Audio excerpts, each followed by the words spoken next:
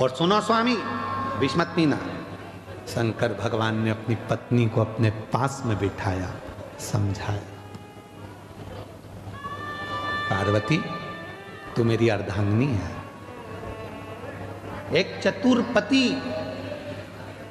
जब परिवार के लोग धोखा करते हैं, पत्नी अंदर से कछोटती है, इतना सबके लिए करा, उसके बाद भी तुम्हारी जिंदगी में दुख ही लिखा।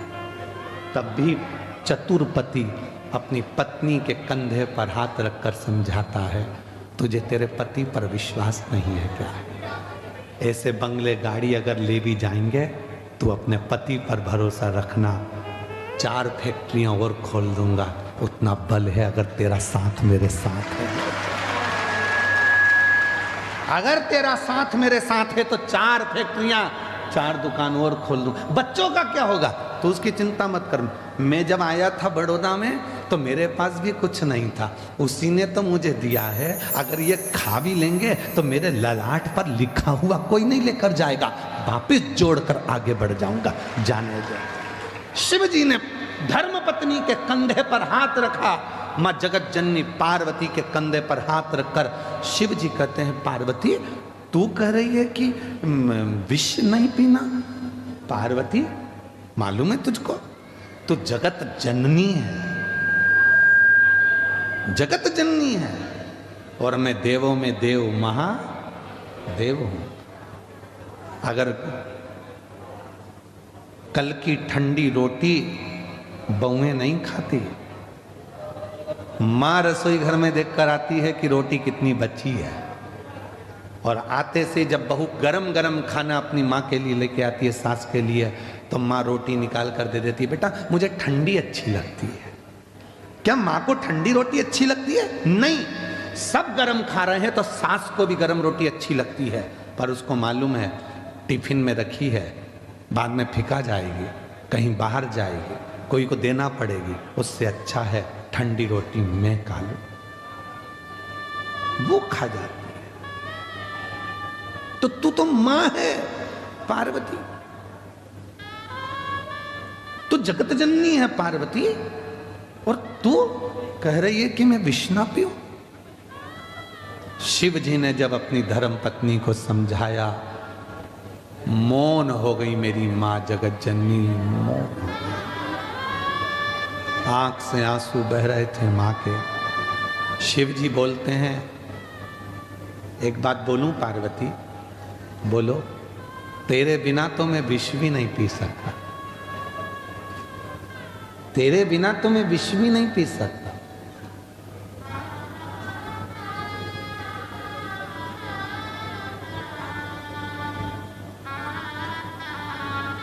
तलाक शब्द मुसलमानी शब्द है।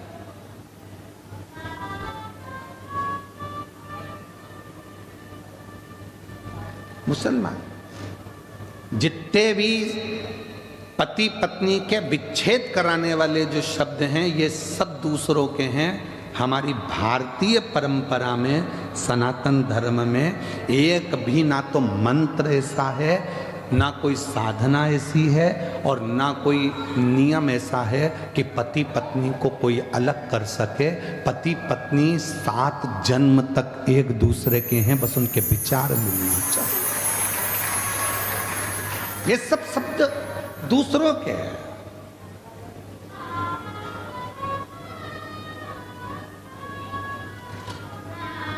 ये सारे शब्द दूसरों के।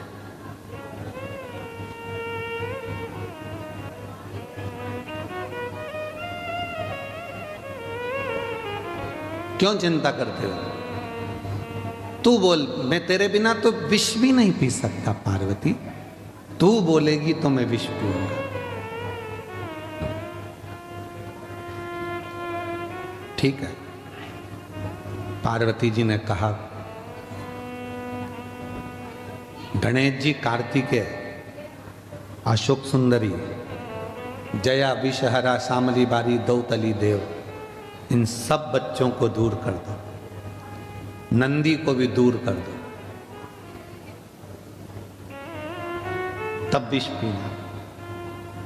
इनको मालूम पड़ेगा कि हमारे पिताजी को देवताओं ने विष दे दिया था और खुद ने अमृत पी लिया था, तो इनके मन में गलत भाव आ जाए। दूर करो इनको।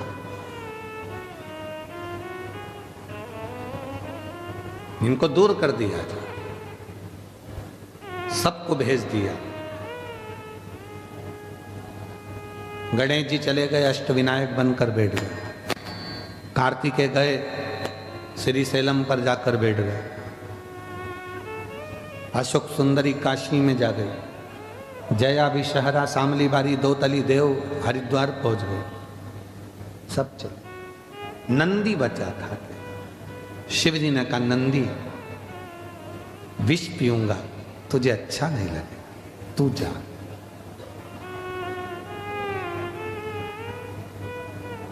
घर में कोई एक प्यार करने वाला होता है जिसको तुम्हारे धन से मतलब नहीं होता, तुम्हें देखकर जीता है, तुम्हारे चेहरे की खुशी देखकर जीता है। शिव जी के चेहरे की खुशी देखकर जीने वाला एक ही था, वो था देवती देव महादेव का नंदी।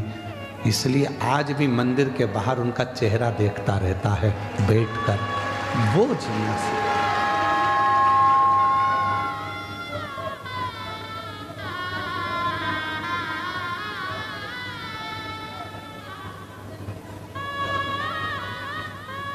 तुम्हारे चेहरे पर दुख नहीं देख सकता। परिवार में कोई एक व्यक्ति, या तो तुम्हारा मित्र, दोस्त, सखा, पुराना कोई हो, या अभी का कोई हो, या कोई ऐसा हो जो कोई परिवार में, कुटुंब में, रिश्ते में, नाते में, दोस्तों में, मित्रों में, तुम्हारे बेस्ट फ्रेंडों में, कोई तुम्हारे नौकर में, चाकर में, कोई काम करने वालों में, कोई तुम्हारी ड्राइविंग करने वालों में, कोई तुम्हारी फैक्ट्री में काम करने वालों में, तुम्हारे घर में रोज आने जाने वालों में कोई एक ऐसा होगा जो तुमको बहुत प्यार करता होगा। वो तुम्हें दुखी नहीं देख सकता।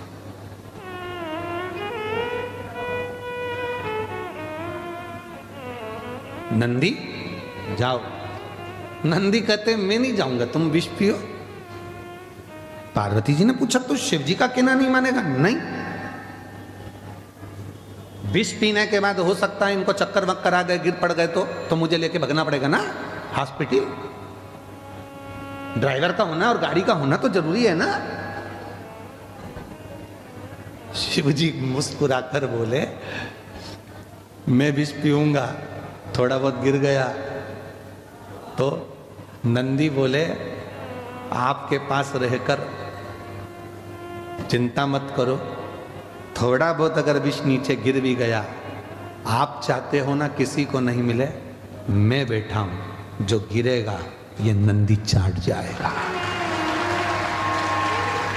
नंदी चाटेगा, आप चिंता मत करो। कभी कभी जिंदगी में ऐसा समय आता है जो सज्ञ हैं वो 500 रुपये नहीं देते। जिस ड्राइवर ने, जिस वर्कर ने, कोई मित्र ने, जिसके पास कुछ भी नहीं था, जो तुमसे प्यार करता है, वो कह देता है, साहब चिंता मत करना, आप आंटी जी चिंता मत करना, मैं तुमको ला कर देता हूँ, तुम तो तुम्हारा काम करो, बेटा तुमको पढ़ाई करना है, कोई नहीं देगा ना, मैं दे दूंगा, तुम चिंता मत करो। साधारण व्यक्ति जिससे सोचा ही नहीं था, प्रेम था उसके अंदर, उसने अपनी तनख्वाह में से, अपनी जेब में से लाकर दे दिया, ये लो, दुखी मत हो, दुखी मत हो। नंदी तुम विष पियो, गिरेगा, मैं चाहती।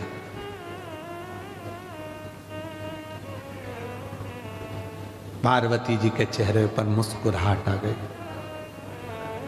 कोई स्नेह करने वाला हो तो नंदी तेरे जैसा हो, किसी को नहीं देखता, केवल शिव को देखता, केवल शिव।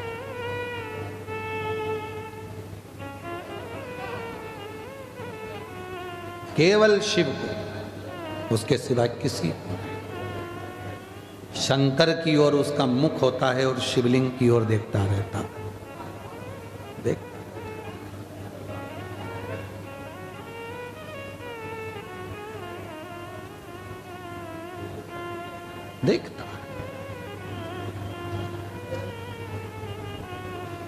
कभी जिंदगी में कोई अच्छा मित्र, कोई जीवन में अच्छा सखा एक ऐसा होता है जो तुम्हारे पीछे खड़ा होता है, पीछे।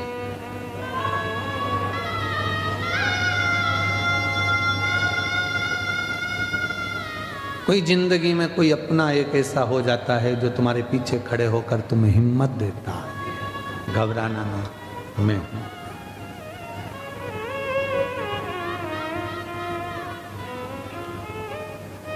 लोग धर्म पत्नी को केवल धर्म पत्नी मानते हैं और उसको सोचते हैं कि करवा चौथ आएगा तो साड़ी मंगेगी, जेवर मंगेगी, रकम मंगेगी।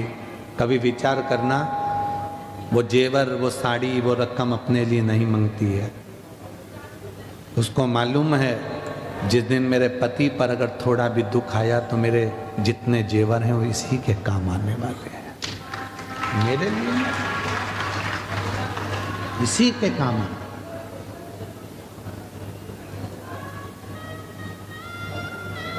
स्नेह कोई चाहने वाला अगर मिले, फिर निवेदन करूंगा, प्यार में धन नहीं होता, प्यार में पैसा नहीं होता, और प्यार चेहरा देखकर नहीं होता। प्यार तो दिल से एक दूसरे के भाव मिलना चाहिए, स्नेह मिलना चाहिए, वो प्रेम, वो वात्सल्यता।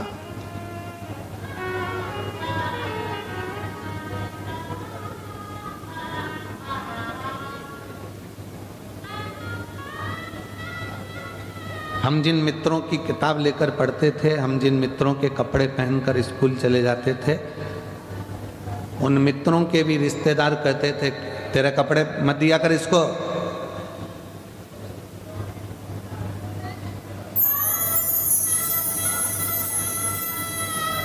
अपने कपड़े क्यों देना किसी को?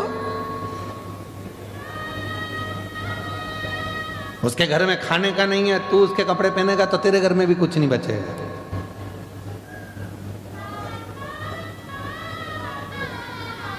मत देना इसको कपड़े। अपनी किताब क्यों देता है? बहुत सारे मिलते थे, फिर भी एक हमारा मित्र ऐसा था कि वो चुपचाप से स्कूल के बैग में कपड़ा फंसा कर लाता था, शर्ट, और लाकर दे देता था, आज ये वाली शर्ट पहन के चले जाना एग्जाम में, तेरी क्लास अलग है, मेरी क्लास अलग है, चले जा। कोई चाहने वाला चाहिए, जो धन, उस समय पर धन नहीं था तो भी तो प्यार करने वाला था, प्रेम करने वाला था। कोई चाहने वाला चाहिए, स्नेह करने वाला चाहिए, जो प्रेम धन से।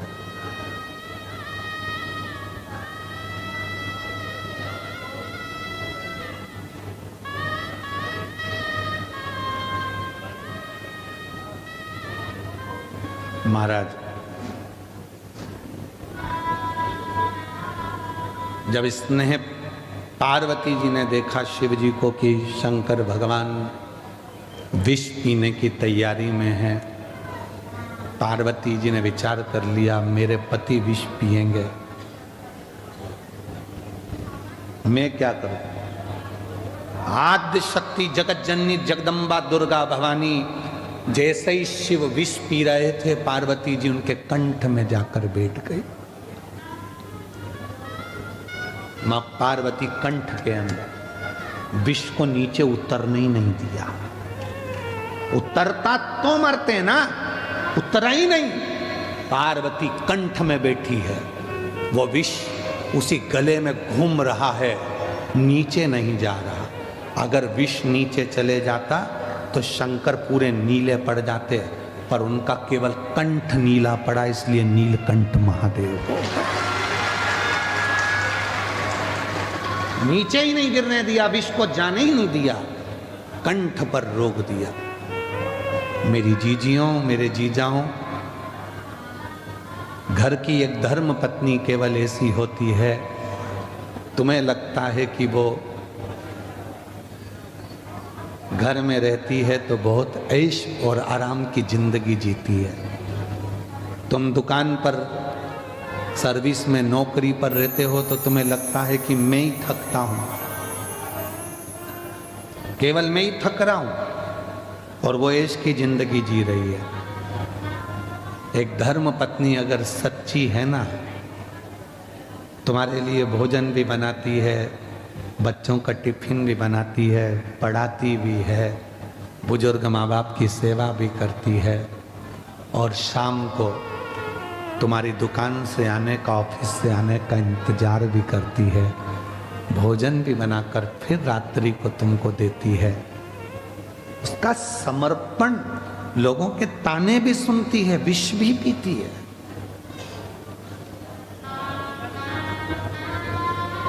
वो सच्ची धर्म पत्नी।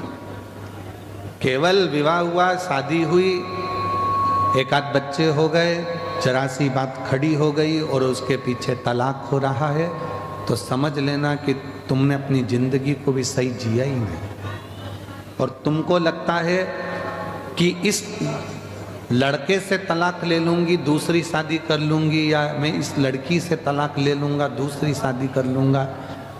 हो सकता है कि आने वाला समय कैसा हो, उसको निभाओ, समझो क्यों विवाद हो रहा, किस चीज के लिए, थोड़ा निभाओ, साधो। हाँ, कोई धन का ही मीत है, पैसे से ही प्रेम है, तो फिर तलाक भी हो सकता, पर धन का मीत नहीं है, केवल प्यार चाहता है, केवल प्रेम चाहती है, तो फिर पैसे को बीच में मत लाना, धन बीच में।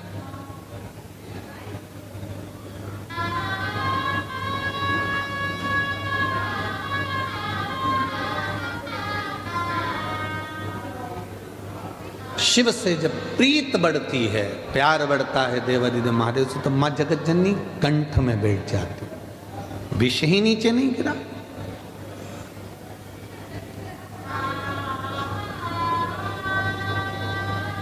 थोड़ा सा 2-4 बूंद नीचे गिरा तो मेरे नंदी ने उसको साफ कर दिया, आने ही नहीं दिया नीचे विश्व। पति से ज्यादा धर्म पत्नी को विष पीना पड़ता है। ताने किसको सुनना है? धर्म पत्नी को। घर में बच्चे नहीं होते ना, बेटे से कोई नहीं कहता, सब बहू को ही कोसते हैं, बच्चे ही नहीं हो रहा है, बच्चे ही नहीं हो रहा है, बच्चे ही नहीं हो रहा है, संतान ही नहीं है। पति को कोई बांझा नहीं कहता, औरत को ही लोग बांझ कहते हैं। पति का तो कोई नाम ही नहीं लेता, कि कभी आज तक सुना कि इसको बच्चे नहीं होते, बांझा है। पर पत्नी को कह देंगे, कोस कोस के मार देंगे, बांझ है, बच्चे नहीं है, संतान नहीं है। मौसी आई तो के, मामी आई तो के, भाभी आई तो के, ननंद आई तो के, बच्चे नहीं है तो तुम्हारा दे दो, लग जाओ। बच्चे नहीं है, बच्चे नहीं है, बच्चे नहीं है, पति से कोई नहीं कह रहा। सारे दोष स्त्री को, सब विष उसको।